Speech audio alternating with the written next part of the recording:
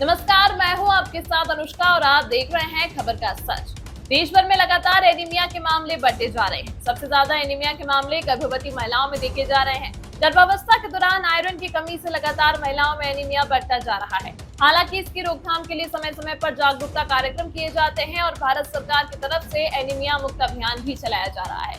लेकिन कुछ आंकड़ों के मुताबिक एनीमिया के मामले कम होने की बजाय बीते कुछ सालों में बढ़ रहे हैं। लगातार गर्भवती महिलाओं में बढ़ते एनीमिया के खतरे को देखते हुए देश के सबसे बड़े अस्पताल एम्स नई दिल्ली में इसको लेकर एक सभा का आयोजन किया गया, जिसमें देश विदेश से आए डॉक्टरों ने हिस्सा लिया। मीटिंग के दौरान कई अहम बिंदुओं पर चर्चा की गई। आने वाले समय से एनीमिया से बचने के लिए कई नई थेरेपी का इस्तेमाल किया जाने वाला है, इस पर भी डॉक्टर के द्वारा चर्चा की गई। अभी महिलाओं में एनीमिया से बचने के लिए ऑरल आयरन का इस्तेमाल किया जा रहा है। एम्स के डॉक्टरों ने बताया कि गर्भावस्था के दौरान आयरन की कमी होने से शिशु को भी खतरा हो सकता है। कुछ अध्ययनों से यह भी पता चला है कि जन्म से तुरंत पहले या बाद में शिशु की मृत्यु का खतरा बढ़ जाता है। हालांकि यह खतरा क्यों बढ़ता है, इस पर भी जवाब देते हुए डॉक्टर ने बताया कि महिलाएं आयरन की दवाओं से परहेज करती हैं और जितनी मात्रा में आयरन की ज़रूरत होती है वह उन्हें नहीं मिल पाता। गलत खान-पान के चलते भी महिलाओं में आयरन की कमी देखने को मिलती है, जिसके बाद महिलाओं को आमतौर पर थकान, कमजोरी, चक्कर आना, सर दर्द जैसी समस्याओं से जूझना पड़ता है। गर्भवती महिलाओं में एनीमिया के खतरे को देखते हुए आज एम्स अस्पताल में कई महत्वपूर्ण बिंदुओं पर बात की गई ताकि महिलाओं को एनीमिया के खतरे से बचाया जा सके। देखिए, आज की जो मीटिंग है वो बहुत ही इम्पोर्टेंट मीटिंग है जो कि अनीमिया पर है। और अगर हम कहें तो 50% एक गंभीर समस्या है। इसमें हमारे देश की महिलाएं 50% महिलाएं अनीमिया से प्रताड़ित हैं या अफेक्टेड हैं। और ये समस्या का विषय इसलिए है कि चाहे वो यौन अवस्था एडोलेसेंट कहें या रिप्रोडक्टिव एज कहें या प्रेगनेंसी प्रसूति में या जब लैक्टेशन का टाइम होता है, सब स्थितियों में इसका असर होता है।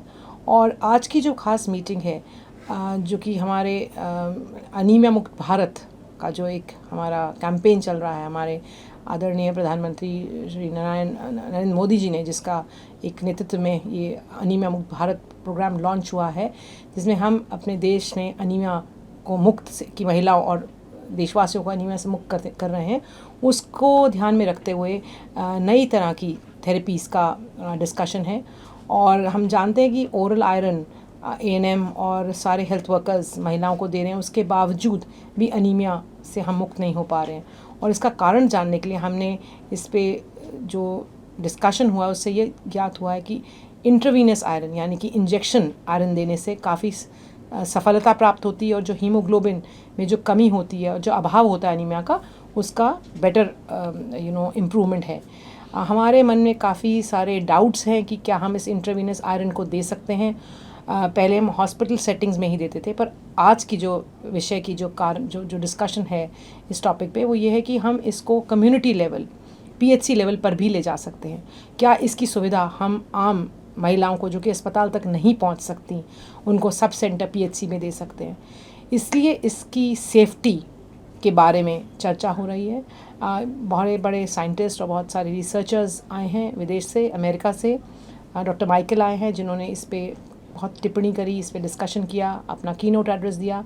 इसके अलावा मिनिस्ट्री से बड़े ही प्रमुख पॉलिसी मेकर्स आए हुए हैं और देश के कोने से हर कोने से इस प्रोग्राम में डॉक्टर्स और विशेषज्ञों को, जो कि हेमेटोलॉजी से हैं, गायनी डिपार्टमेंट से हैं और कम्युनिटी मेडिसिन से जो लोग एक्सपर्ट्स हैं, उन लोगों ने बैठ के इस पे काफ़ी डिस्कशन किया है। देखिए, जब हम ओरल दवा देते हैं, ओरल और इंजेक्टेबल आयरन में जो अनीमिया का इम्प्रूवमेंट होता है वो ऑलमोस्ट एक ही तरह का होता है। पर जो इम्प्रूवमेंट हमारी महिलाएं ओरल जब लेने के बावजूद भी हीमोग्लोबिन में हम उसका इम्प्रूवमेंट नहीं देखते, उसके बहुत सारे कारण होते हैं। या तो हमारी महिलाएं आयरन की गोलियां निरंतर जो कंटिन्यूसली नहीं ले रही हैं, एक चीज़। दूसरी चीज़ है जो उनका खान पान का तरीका है। जब वो आयरन की गोली लेती हैं, उसके साथ क्या कुछ सब्सटेंसेस होते हैं जो उसका अब्जॉर्प्शन कम कर देते हैं, जैसे कि चाय, कॉफ़ी, कुछ ऐसे तत्व हैं हमारे खाने में जो अगर कैल्शियम के साथ लिया जाए तो उस सब को देखा जाए तो ये सब भी कारण हो सकते हैं। और उसके साथ साथ कई महिलाएं होती हैं जिनको एक स्थिति होती है मैल अब्जॉर्प्शन, जो आपकी अंतड़ियों से या आपके जीआई ट्रैक्ट से उन तत्वों का अब्जॉर्प्शन नहीं होता। तो कारण काफ़ी सारे हैं। पर अगर हम उसको इंजेक्शन के फॉर्म में देंगे तो ये सब कारण का जो हमारा डाउट है वो क्लियर होता है। और दूसरी चीज़ है, जबकि आयरन का जो रूट है वो डेफिनेटली बदल दिया गया, इंट्रावीनस में असुविधा होगी, उसको नीडल और सुई लगेगी, पर उससे एक चीज़ है कि उनको डेफिनेट आयरन मिलेगा और उसका इम्प्रूवमेंट निश्चित ही है। तो ये इस आज की मीटिंग का विषय है। और सबसे बड़ा मुद्दा हम लोगों में ये डाउट है कि ये इंजेक्शन सेफ़ नहीं है, महिलाओं को इससे रिएक्शन हो सकती है और छोटे सेटिंग्स में, PHC सेटिंग में इसका देना थोड़ा गंभीर हो सकता है।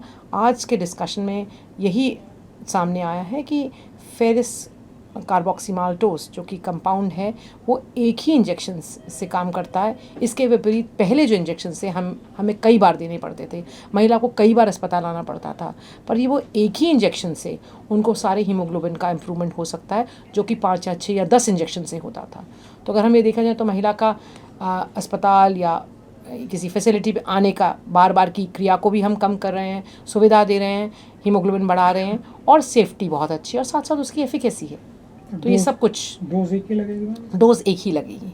इसकी कीमत देखिए, अभी फ़िलहाल इसकी जो कीमत है वो 2000 रुपये है, बट इस वक्त make in India, innovate in India की आने से इसके जो पेटेंट था वो सबको मतलब ख़त्म हो गया है और बहुत सारे प्लेयर्स आ गए हैं। और क्योंकि इंडियन मैन्युफैक्चरर्स आ गए हैं तो इसकी कॉस्ट 300 से 500 रुपये घट जाएगी। तो अगर हम इसकी प्राइस देखें तो ऑलमोस्ट 1/5 से भी कम हो जाएगी। और अगर ये जिस तरह से चल रहा है तो ये हमारे गवर्नमेंट ऑफ इंडिया के प्रोग्राम में भी आ जाएगा, जिससे कि ये एक्सेप्टेड है, इजीली अवेलेबल है। और सबसे बड़ा विषय जो हमारे लिए होता है कि क्या इसको मरीज़ खरीद सकता है, वो कॉस्ट फैक्टर कम होगा। बहुत अच्छा। आज का जो प्रोग्राम है ये एनीमिया यानी कि खून की कमी के बारे में है। तो खून की कमी है वो ज़्यादातर महिलाओं में होती है, महिलाओं में प्रेगनेंसी के दौरान और बिना प्रेगनेंसी के बहुत ज़्यादा है और बच्चों में है। तो आज हम ज़्यादातर प्रेगनेंसी के बारे में बात कर रहे हैं या जो रिपोर्टिव एज ग्रुप की वूमन है, मतलब 15 साल से लेकर 45 साल के बीच। तो ऐसा देखा गया है कि उनमें एनीमिया का है। नेशनल फैमिली हेल्थ सर्वे 5 के अनुसार 2019 से 21 तक एनीमिया का इंसिडेंस अभी भी 52% है, 52% है प्रेगनेंसी में।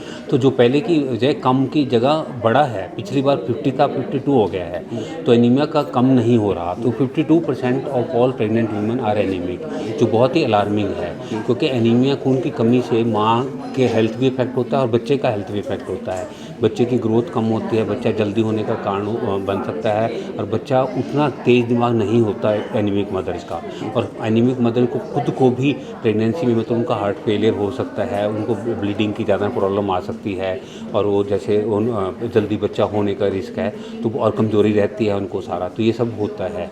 तो इसलिए ये बहुत ज़रूरी है कि उनका हम हीमोग्लोबिन 11 ग्राम से ऊपर लेके जाएँ। जब 11 से कम हो जाता है तब उसको एनीमिया कहते हैं। तो उसमें हमें पता है कि आयरन की गोली है, सरकारी अस्पतालों से मुफ्त मिलती है और पिछले 50 सालों से एनीमिया कंट्रोल प्रोग्राम भारत सरकार चला रही है। फिर भी इंसिडेंस कम क्यों नहीं हो रहा, जबकि फ्री दवाई दे रहे हैं, फ्री उसका टेस्ट कर रहे हैं। तो उसका एक कारण यही है कि जो आयरन की गोलियाँ मिलती हैं वो 40 से 50% लोग उनको लेना छोड़ देते हैं, क्योंकि वो साइड इफेक्ट करती हैं। जैसे किसी को कब्ज कर देती है, किसी को पेट दर्द कर देते हैं, किसी को लूज मोशन कर देती है। तो ऐसे करके 40-45% गोलियों को मुफ्त में देने के बाद भी छोड़ देते हैं। तो इसलिए ये अभी एक इंजेक्शन, आयरन का इंजेक्शन आया फेरिक कार्बोक्सीमाल्टोस, तो वो यदि हम उनको 1000 मिलीग्राम दे दें इंट्रावीनसली, तो उसके बाद वो आयरन की गोली खाए चाहे ना खाए तो फिर भी उसको एनीमिया उतना ज़्यादा नहीं होगा, तो सीरियस वाला नहीं होगा। तो उसी चीज़ पे आज ये चर्चा हो रही है कि भी आयरन की गोलियाँ तो बहुत तरह की अवेलेबल हैं, लोगों को पता है, हमें देना भी आता है, मरीज लेते हैं, फ्री भी मिल रही हैं, फिर भी एनीमिया का इंसिडेंस कम क्यों नहीं हो रहा, क्योंकि वो उनको सूट नहीं करता। तो इसलिए यदि हम इंजेक्शन देते हैं, जब इंजेक्शन तो हमने सीधे उसके ब्लड में दे दिया तो उसमें एक बार चला गया तो उसका इफेक्ट आ ही जाएगा। तो ये इस चीज़ पे चर्चा है कि यदि हम हर औरत को प्रेगनेंसी में एक आयरन का इंजेक्शन दे दिया जाए, जैसे टेटनस का इंजेक्शन है, लेकिन अभी इस पर अर्ली चर्चा ही हो रही है, ये मतलब ये एक रूल नहीं बना।